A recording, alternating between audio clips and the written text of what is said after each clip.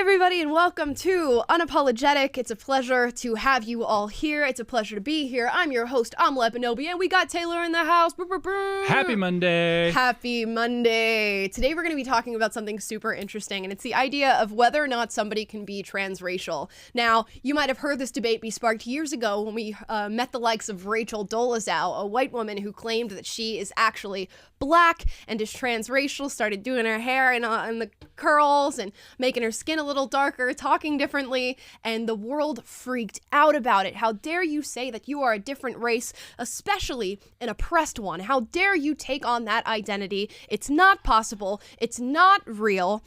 Well, let's talk about it. Let's talk about why these things are not real, and the argument of, well, race is a social construct, as is gender, is what you guys are saying. This is all socially constructed. So if you can be transgender, why can't I be transracial? And I have a feeling we're going to have an issue where these two arguments meet each other, and they cause this brilliant explosion of nonsense, because leftists come at people who identify as transracial and say, how dare you? That is ridiculous. That is stupid. I don't agree with you. But let me argue for why I agree with transgender people and teaching youth about this stuff. And the arguments don't quite make sense. Today, we're going to meet the likes of Oli London. I'm very familiar with Oli London because I've been seeing his videos for years. Oli London is a British white man who identifies as Korean and has gone through a multitude of facial reconstruction, body surgeries, eye surgeries, things like that, to make him look more Korean. And he's done this because he was introduced to K-pop, a particular artist by the name of Jimin. Let's pull up a picture of him real quick so the audience can see exactly who we're talking about. Now, this is not Oli London. This is the Korean K-pop artist that he fell in love with, apparently, and wants to be so much like, that he's willing to take on this racial identity and go and get all these facial reconstruction surgeries to look more like he is Korean. Oh, let's take a deep breath for that. I know it sounds ridiculous, and that's what I immediately hear, but I'm going to approach this in good faith. I'm going to, at baseline, assume that Oli London truly believes that he is a Korean man. I'm going to give him that benefit and say, you truly believe this. Now, let's see if the argument holds water. Let's see if this racially motivated transition is anything worth talking about and whether or not it's defensible. According to leftists, he actually did a recent debate that's been posted on YouTube about 6 days ago that we're going to react to as well, where he meets a black female leftist to talk about his transracial identity. So let's get acquainted with him first. Here's a video of Oli London talking about being Korean. This has nearly 1 million views on YouTube. I want to take this chance to, come out today. Something that's been on my mind for a long time, and I've been very confused about how I identify. I've been very, very confused, and you have to be very, very confused to do something like this, I must say. Across the board with all of this identity stuff, you have to be very, very confused. So I have a lot of sympathy for people going through this, because there has to be an immense amount of inner turmoil happening in your body, your mind, your soul, whatever you believe in, that makes you do something like this to yourself. So I will agree with him when he says he's confused. People online that have come out and been very brave about it and shared their story about how they identify, their gender, their pronouns, etc. So, I've taken courage from these incredibly brave people, and it is Pride Month at the moment, so I thought this was the best time to do it, and add a voice, add strength to the LGBTQ+I community. He said it's Pride Month, so I think it's the best time to talk about the fact that I'm transracial, because this adds strength to the LGBTQ+ community. Now, I've heard this from a lot of lesbian and gay identifying people saying, you know what, I'm so over this. I'm so over the people who are trying to make up a new identity and come and join our group and add a little letter onto the acronym that we have, and then they get ridiculous and extreme and they're saying all this radical stuff when all we wanted was girls who could like girls and boys who could like boys. And if there's any members of the LGBTQ+ community watching this right now that feel that way, let me know in the comments down below, because I've heard that a lot. They're like, yo, this is not what we signed up for. This is not what we meant when we were talking about representation. I don't want to represent some white British man pretending like he's Korean. Let's continue, though. So I am going to come out today and say that I've been transitioning. I've been very unhappy with who I am deep down for the last 8 years, and I've had like 18 plastic surgeries now, and I've just had a facelift, a brow lift, a temple lift, an eye surgery, a canthoplasty, and my teeth done as well. These are just part of my transition. And I'm feeling really good. For the first time in my life, I feel beautiful. I'm looking in the mirror and I love the way I look and feel happy. And I hope people can respect my decision. It's a very tough decision to come out this way. But I am coming out as non-binary. I don't feel I identify as male or female. Oh, so this is also a non-binary coming out. So it's being Korean, getting all these facial reconstructive surgeries, which I want everybody to know how intense that is. 18 different facial reconstructive surgeries done on your face, not to mention what clearly looks like evidence of cheek filler, of chin filler, possible Botox going on in the forehead, a bunch of stuff going on here. Plus the facelift, the lip filler, getting his teeth redone in order to assume this new identity that he believes himself to be.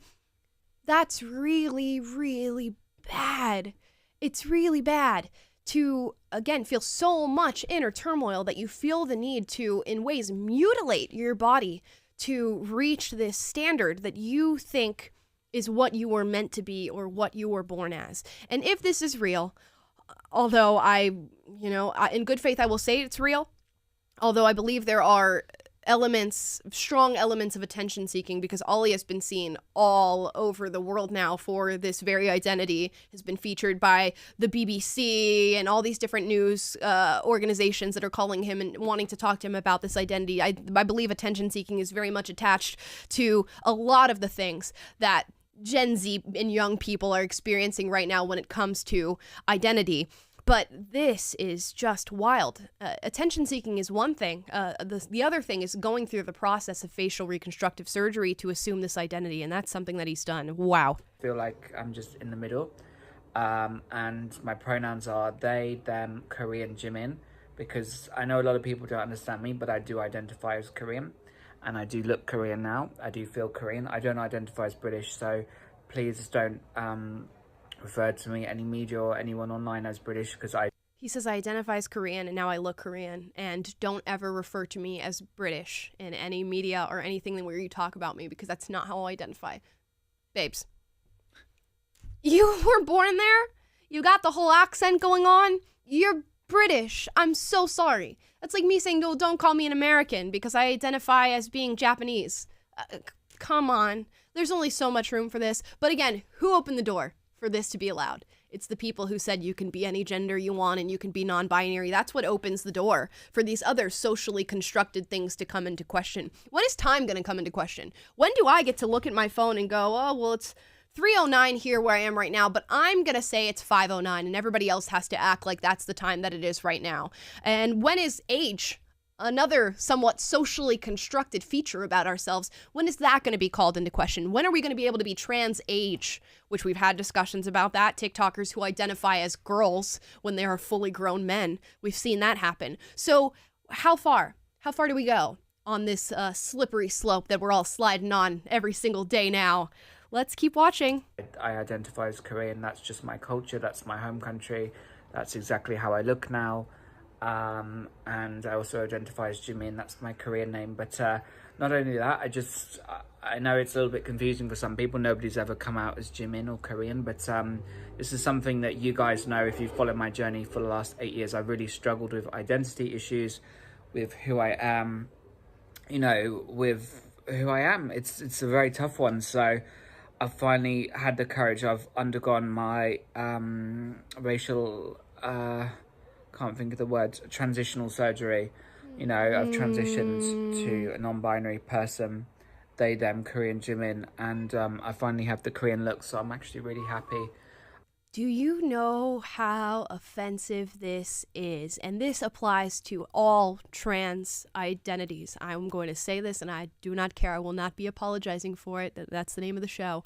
How offensive it is to go, I identify as something, so now I'm going to check all the boxes of the stereotype of that thing so that I've assumed that identity to the naked eye of other people. So because he identifies as Korean, he's probably going through skin bleaching processes. He's gotten his eyes surgically slanted up in a way and thinned down.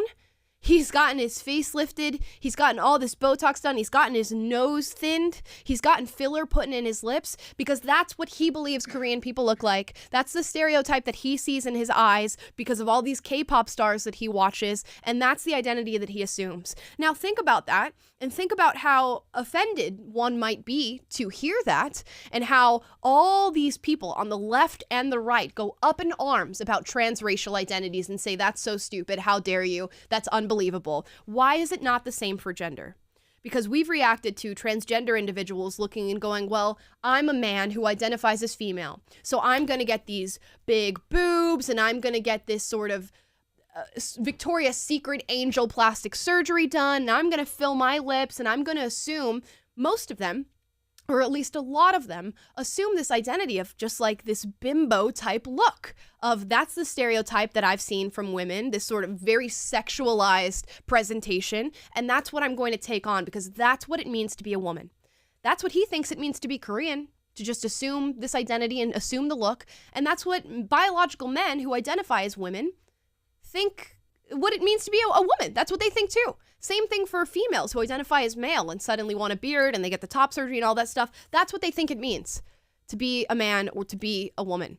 It should not be okay across the board. Now, of course, adults, and he's an adult, he can do whatever he wants with his body, and it should not be judged should be judged, but should not be castigated or things like that for what he's doing. But you cannot tell others to assume your reality, to assume what he's going to say, my truth. You cannot expect other people to look at you and go, oh yeah, you're Korean because you told me you're Korean.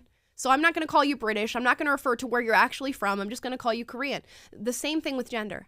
Oh, you're a woman because you told me you're a woman and because you assumed this very stereotypical presentation of a woman. Oh, sure. No, you don't have to take on other people's truths, which do not exist. We have objective realities, and those are realities that I prefer to live in, and you can choose whether or not you want to, but don't tell me what reality outside of the reality that I have to live in, and that's exactly what's being done here. So again, I ask, what's next? What comes after transracial? Because this is going to continue. I'm sure there's going to be other people, more than Rachel Dolezals and Oli Londons, who come out and say these things. And they're going to say, I identify as blank. I've had these discussions in school. When I was young, I got asked all the time, well, do you identify as black or do you identify as white? What do you mean? I was born half black and half white. I don't get to go, it's Tuesday. I'm feeling a little white today. I think I'm going to go out with my white personality, with my white look, with my white identity, and then on Thursday, I'll switch back to the black one. No, we simply are what we are. We are what we are born as, and although race is socially constructed, we still live within that social construction. You don't get to just flip-flop around and choose whatever you want. And the influence of K-pop culture and picking a certain celebrity. He said his pronoun is Jimin, which is the name of this K-pop celebrity. You have got to have some sort of delusion and mental illness going on. And the fact that we are now living in a society where we can often not look at things like this and define them as mental illness and talk about them in that light is concerning. Yeah, what I find fascinating about Oli is it's almost entertaining for me if it wasn't so sad and disturbing. Yeah. But it's almost entertaining for me to see that he really is just showing woke thinking taken to its logical extreme, in the same way that woke people can sit back and watch Leah Thomas blow out the competition in female swimming, and they can't argue against it because according to woke logic, then this is the right and acceptable thing. And ditto for Oli London, what really is, which we're about to see it in a few minutes, but what is the woke argument against someone? Because if truth is subjective and whatever you identify is supersedes reality and everyone has to accept your reality, then if he wants to identify this way, then who are you to take that away from him? If this is his happiness, and if we're gonna, is it a threat against his mental health? Are you committing violence against him if you tell him the truth that you're not, you can't be trans Korean, that you have to be the race that you're born as? Is that violence against him according to this logic? And it is. But Exactly. anyway, we'll get into the debate in a second, where a woke person tries to argue against them. But I don't know. This is just interesting to see their own logic turn in on itself. Yep, just to watch the cracks form and then ask yourself who opened the door for this to be a discussion. And it's certainly not us. We are not the ones who opened this door. Just to tie things up here, we're not going to finish the rest of that Oli London video because I want to get to his recent debate. But Oli London, here's out of Newsweek. Transracial influencer Oli London reveals plans for a penis reduction surgery. Why? Because he's done research, and apparently the average length of said genitalia in Korea is about 3.5 inches. So he's actually going to go and get a reduction surgery to assume this identity. And to you guys hearing this right now, and I imagine on both the left and the right, this sounds asinine. It sounds ridiculous. It sounds like there's a little bit of lunacy attached to this. Why is it not the same for gender? And you let me know in the comments down below. It is a genuine question that I am posing to you. And if you answer that in the comments down below and I feel like somebody's made a good argument for it, we will respond to it on the show in the coming days. But tell me, why is it not the same? Because both of these things are socially constructed. But why, if he gets his genitals reduced in a surgery to be more Korean, why is that more offensive than a man getting the same surgery to look like a woman? You let me know. Let me know. Now we're going to get into this video that was posted by Channel 4 Documentaries on May 2nd. This is Oli London doing a show called Would You Rather, where he goes back and forth with, I believe, an SJW woman talking about his identity. Again, if you're watching on Instagram, head over to my YouTube channel. Link is in my bio, and you can watch this video and react to this craziness alongside me. So let's hear it. Essentially saying is that you can change your race, and you can't change your race. I'm Korean, you know, people need to accept that.